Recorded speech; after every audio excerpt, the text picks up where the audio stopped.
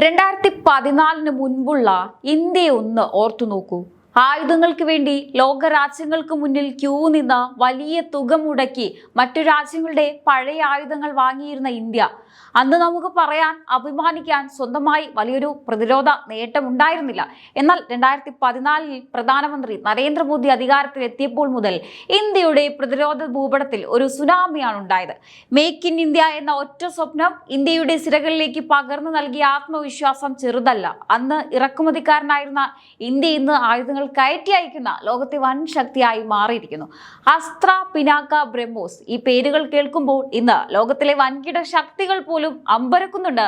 ഇത് വെറും മിസൈലുകളല്ല, കഴിഞ്ഞ 12 വർഷം കൊണ്ട് മോദി സർക്കാർ ഇന്ത്യയിൽ വിപ്ലവം സൃഷ്ടിച്ചതിന്റെ തെളിവുകളാണ്. അസാധ്യമായതിനെ സാധ്യമാക്കി സ്വന്തം മണ്ണിൽ ആയുധങ്ങൾ നിർമ്മിച്ച ഇന്ന് 80ഓളം രാജ്യങ്ങളുടെ ആവശ്യങ്ങളുടെ ലിസ്റ്റിൽ ഇന്ത്യയുടെ പേര് ഒന്നാമത് എത്തി നിൽക്കുകയാണ്. ഇതൊക്കെ കാണുമ്പോൾ അസൂയ പൂണ്ട് നടക്കുന്ന ചിലരുണ്ട്. രാജ്യം കുതിക്കുമ്പോൾ അത് കാണാൻ കൂട്ടാക്കാതെ മോദിയെ വിമർശിക്കാൻ മാത്രം സമയം കളയുന്നവർ. അവർ അറിയണം, 2014 തുടങ്ങിയ യാത്ര 2026 എത്തി നിൽക്കുമ്പോൾ നമ്മൾ എത്തിപ്പിടിച്ചത് ആകാശത്തെയാണ്. റഷ്യയും ഇസ്രായേലും പോലുള്ള രാജ്യങ്ങൾ പോലും ഇന്ന് ഇന്ത്യയുടെ കഥകിൽ മുട്ടി നിങ്ങളുടെ ആയുധങ്ങൾ ഞങ്ങൾക്ക് കൂടി വേണമെന്ന് ആവശ്യപ്പെടുന്ന തലത്തിലേക്ക് ഇന്ത്യ വളർന്നു കഴിഞ്ഞു. ഇത് ഒരു ദിവസം കൊണ്ട് ഉണ്ടായതല്ല, മറിച്ച് ഉറച്ച തീരുമാനങ്ങളുടെയും കൃത്യമായ ഭരണത്തിന്റെയും ഫലമാണ്. ഇന്ന് നമ്മൾ സംസാരിക്കാൻ പോകുന്നത് ഇന്ത്യയുടെ ഈ അത്ഭുതകരമായ വളർച്ചയെക്കുറിച്ചാണ്. 2014 മുതൽ 2026 വരെയുള്ള ഈ കാലഘട്ടത്തിൽ ഇന്ത്യൻ പ്രതിരോധ മേഖലയിലുണ്ടായ വമ്പൻ മാറ്റങ്ങൾ, നമ്മുടെ മിസൈലുകൾക്ക് ലോകം നൽകുന്ന സ്വീകാര്യത, ഒപ്പം ഇന്ത്യയുടെ സ്വയം പര്യാപ്തത എല്ലാം നമ്മൾ ഇന്ന് പരിശോധിക്കാൻ പോവുകയാണ്. സ്വന്തം രാജ്യത്തിന്റെ നേട്ടം അഭിമാനത്തോടെ കാണാൻ ആഗ്രഹിക്കുന്ന ഓരോ ആൾക്കാരും ഈ വീഡിയോ അറിഞ്ഞിരിക്കണം. രാഷ്ട്രീയ കണ്ണടകൾ അഴിച്ചുവെച്ച് പുതിയ ഇന്ത്യയുടെ ഈ വൻ കുതിപ്പ് നമുക്ക് പരിശോധിക്കാം. പ്രതിരോധ മന്ത്രാലയത്തിന്റെ ഏറ്റവും പുതിയ കണക്കുകൾ പ്രകാരം 2025-26 സാമ്പത്തിക വർഷത്തിൽ ഇന്ത്യയുടെ പ്രതിരോധ ഉൽപാദനം റെക്കോർഡ് നേട്ടമായ 1 ലക്ഷം കോടി രൂപയിലെത്തി. അതുപോലെ തന്നെ കയറ്റുമതി മുൻ വർഷത്തെ അപേക്ഷിച്ച് 62% ഉയർന്ന് 38,000 കോടി രൂപയിലെത്തിയിരിക്കുകയാണ്. കഴിഞ്ഞ 10 വർഷത്തെ ചരിത്രം പരിശോധിച്ചാൽ കയറ്റുമതിയിൽ ഏകദേശം 50 മടങ്ങ് വർധനവാണ് ഉണ്ടായത്. 2014 വെറും 7 ബില്യൺ രൂപ മാത്രമുണ്ടായിരുന്ന സ്ഥാനത്താണ് ഇന്ന് ഈ റെക്കോർഡ് നേട്ടത്തിൽ നിൽക്കുന്നത് എന്ന് മറക്കരുത്. ഇതിനൊരു പ്രധാന കാരണം മേക്ക് ഇൻ ഇന്ത്യയാണ്. ആയുധങ്ങൾ പുറത്തുനിന്ന് വാങ്ങുന്നതിന് പകരം നമ്മുടെ സ്വന്തം ലാബുകളിൽ നിർമ്മിക്കാൻ തുടങ്ങിയതാണ് കളി മാറ്റിമറിച്ചത്. നമ്മുടെ തദ്ദേശീയമായി നിർമ്മിച്ച ബ്രഹ്മോസ്, ആകാശ്, പിനാക്ക തുടങ്ങിയ ആയുധങ്ങൾ ഇന്ന് ലോകവിപണിയിൽ വലിയ ഡിമാൻഡാണ്.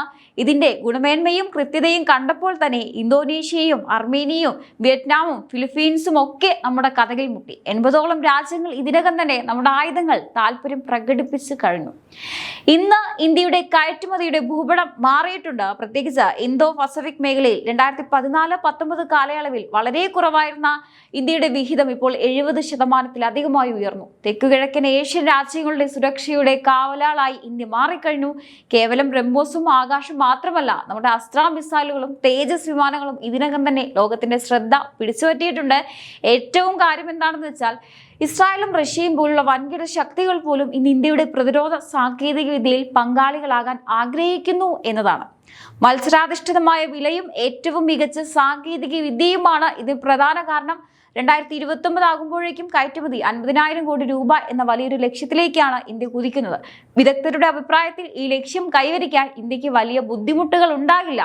കാരണം ഇന്ത്യൻ പ്രതിരോധ ഉൽപ്പന്നങ്ങളിലുള്ള ആഗോള വിശ്വാസം അത്രത്തോളം വലുതായിരിക്കുകയാണ്. ഇതൊക്കെ നടക്കുമ്പോൾ നാം മനസ്സിലാക്കേണ്ട ഒരു കാര്യമുണ്ട്. നിങ്ങളുടെയൊക്കെ ചെറുപ്പകാലത്ത് കണ്ട ഇന്ത്യയല്ല ഇത്. അന്ന് പ്രതിരോധ മേഖലയിൽ ഒരു അടിയുറച്ച സ്വാശ്രയത്വം ഇന്ത്യക്കുണ്ടായിരുന്നില്ല. എന്നാൽ ഇന്ന് ലോകം ഇന്ത്യയെ നോക്കുന്നത് ഒരു ഉപഭോക്താവായിട്ടല്ല, മറിച്ച് ഒരു സുരക്ഷാ പങ്കാളിയായിട്ടാണ്. ഇന്ത്യ നിർമ്മിക്കുന്ന ഓരോ ആയുധവും നമ്മുടെ രാജ്യത്തിന്റെ പരമാധികാരത്തിന്റെ കൂടി പ്രതീകമാണ്. രാഷ്ട്രീയത്തിനപ്പുറം ഈ നേട്ടങ്ങൾ ഓരോ ഇന്ത്യക്കാരനും അഭിമാനിക്കാൻ വക നൽകുന്നവയാണ്. ഇനി വരാനിരിക്കുന്നത് ഇതിലും വലിയ മാറ്റങ്ങളാണ്. അസ്ത്രയും തേജസ്സും പോലെയുള്ള അത്യാധുനിക ആയുധങ്ങൾക്കപ്പുറം ബഹിരാകാശ പ്രതിരോധ രംഗത്തും AI അധിഷ്ഠിത പ്രതിരോധ സംവിധാനങ്ങളിലും ഇന്ത്യ വൻ കുതിപ്പ് തയ്യാറെടുക്കുകയാണ്. ലോകത്തിന്റെ സമാധാനത്തിനും സുരക്ഷയ്ക്കും വേണ്ടി ഇന്ത്യ ഇന്ന് വലിയൊരു ശബ്ദമായി മാറിക്കഴിഞ്ഞു. ഇനി നമുക്ക് ആ കണക്കുകളിലേക്ക് ഒന്നും കൂടി വരാം. കേവലം വാക്കുകളല്ല, നമ്മുടെ പ്രതിരോധ മന്ത്രാലയം പുറത്തുവിട്ട അക്കങ്ങൾ സാക്ഷ്യപ്പെടുത്തുന്ന സത്യങ്ങളാണിത്. 2025-26 വർഷത്തിലെ ഇന്ത്യയുടെ ഈ പ്രതിരോധ ഉൽപാദനം എക്കാലത്തെയും ഉയർന്ന നിരക്കായ 1 ലക്ഷം കോടിയിലേക്കാണ് എത്തിയിരിക്കുന്നത്. നിങ്ങൾ ആലോചിച്ച് നോക്കൂ, 2014 എവിടെ എവിടെയായിരുന്നു എന്ന് ഓർക്കുമ്പോൾ അത്ഭുതം തോന്നും. അന്ന് വെറും 7 ബില്യൺ രൂപ മാത്രമായിരുന്ന കയറ്റുമതി ഇന്ന് 38,000 കോടി രൂപയിലേക്ക് കുതിച്ചുയർന്നു. അതായത് കഴിഞ്ഞ ഒരു ദശകത്തിനുള്ളിൽ ഇന്ത്യ കൈവരിച്ചത് ഏകദേശം 50 മടങ്ങ് വളർച്ചയാണ്. അപ്പൊ ഇന്ത്യയുടെ ഈ വളർച്ചയ്ക്ക് അടിത്തറയിട്ടത് നേരത്തെ പറഞ്ഞ പോലെ make in India, Atmanirbhar Bharat എന്ന കാഴ്ചപ്പാടാണ്. പ്രതിരോധ മേഖലയിൽ സ്വാശ്രയത്വം കൈവരിക്കാൻ തീരുമാനിച്ചപ്പോൾ അത് വെറും പ്രഖ്യാപനമായിരുന്നില്ല. ഇന്ന് ഭാരത് ഡൈനാമിക്സ് ലിമിറ്റഡും DRDOയും ചേർന്ന് നിർമ്മിക്കുന്ന ആയുധങ്ങൾ ആഗോള വിപണിയിൽ വലിയ ചർച്ചാ വിഷയമാണ്.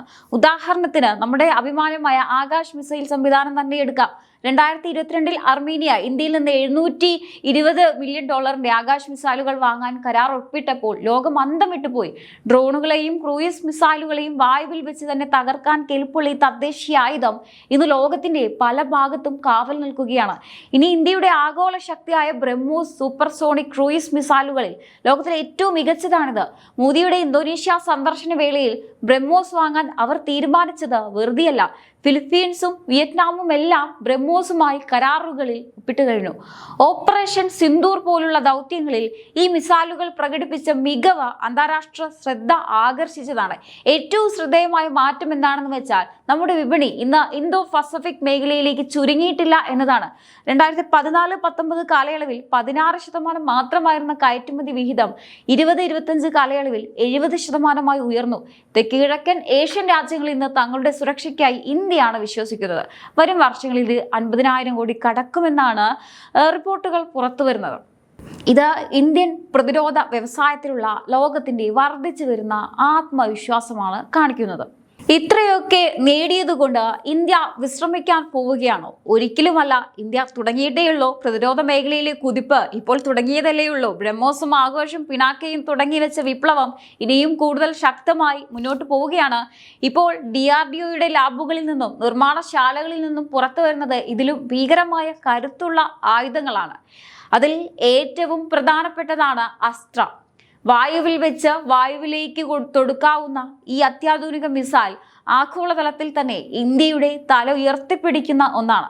ശത്രുക്കളുടെ വിമാനങ്ങളെയും ഡ്രോണുകളെയും കിലോമീറ്ററുകൾ അകലെ വെച്ച് തന്നെ തകർക്കാൻ ശേഷിയുള്ള അസ്ത്രയ്ക്കായി ഇന്ന് പല രാജ്യങ്ങളും വരി നിൽക്കുകയാണ്. പിന്നെയുണ്ട് നമ്മുടെ ആകാശത്തിന്റെ കാവൽക്കാരൻ തേജസ് യുദ്ധവിമാനങ്ങൾ. ഇന്ത്യ സ്വന്തമായി നിർമ്മിച്ച ഈ അത്ഭുത വിമാനം ഇന്ന് ലോകത്തിലെ മറ്റു രാജ്യങ്ങളുടെ ശ്രദ്ധാകേന്ദ്രമാണ്. വൻ ശക്തികൾ പോലും നമ്മുടെ തേജസിന്റെ സാങ്കേതിക വിദ്യ കണ്ട് അമ്പരന്ന് നിൽക്കുന്നു. ഇന്ത്യൻ വായുസേനയുടെ കരുത്ത് വർദ്ധിപ്പിക്കുന്നതിനോടൊപ്പം തന്നെ അന്താരാഷ്ട്ര വിപണിയിൽ ഒരു വലിയ വിപണന സാധ്യതയാണ് തേജസ് തുറന്നു നൽകുന്നത്. നമ്മുടെ പ്രതിരോധ മന്ത്രിയും പ്രധാനമന്ത്രി നരേന്ദ്രമോദിയും വളരെ വ്യക്തമായ ഒരു ലക്ഷ്യമാണ് മുന്നോട്ട് വെച്ചിരിക്കുന്നത്. 2029 50,000 കോടി രൂപയുടെ കയറ്റുമതി. ഇത് കേവലം ഒരു അക്കമല്ല, ഇന്ത്യൻ പ്രതിരോധ വ്യവസായത്തിലെ ഓരോ തൊഴിലാളിയുടെയും അഭിമാനമാണ്. ഇന്ന് റഷ്യ, ഇസ്രായേൽ തുടങ്ങിയ ആയുധ നിർമ്മാണ രംഗത്തെ വമ്പന്മാർ പോലും ഇന്ത്യയുമായി സഹകരിക്കാൻ താല്പര്യപ്പെടുകയാണ്. അത് നമ്മുടെ ഗുണനിലവാരം കൊണ്ടാണ്. വില കുറഞ്ഞ അതേസമയം അതീവ കൃത്യതയുള്ള ആയുധങ്ങൾ നിർമ്മിക്കാൻ ഇന്ത്യക്ക് കഴിയുമെന്ന് ലോകം തിരിച്ചറിഞ്ഞു കഴിഞ്ഞു. നമ്മൾ നിർമ്മിച്ച പിനാക്ക റോക്കറ്റ് ലോഞ്ചറുകൾ മുതൽ ഓരോ ചെറിയ ഉപകരണങ്ങളും ഇന്ന് ആഗോള നിലവാരത്തിലാണ്. അതുകൊണ്ട് പ്രേക്ഷകരെ, ഇനിയുള്ള കാലം ഇന്ത്യയുടേതാണ്. ഇന്ത്യ കേവലം വാങ്ങുന്നവരല്ല, ലോകത്തിന് സുരക്ഷ നൽകുന്ന പങ്കാളികളാണ്. നമ്മുടെ രാജ്യം ഒരു വൻ ശക്തിയായി മാറിക്കൊണ്ടിരിക്കുകയാണ്.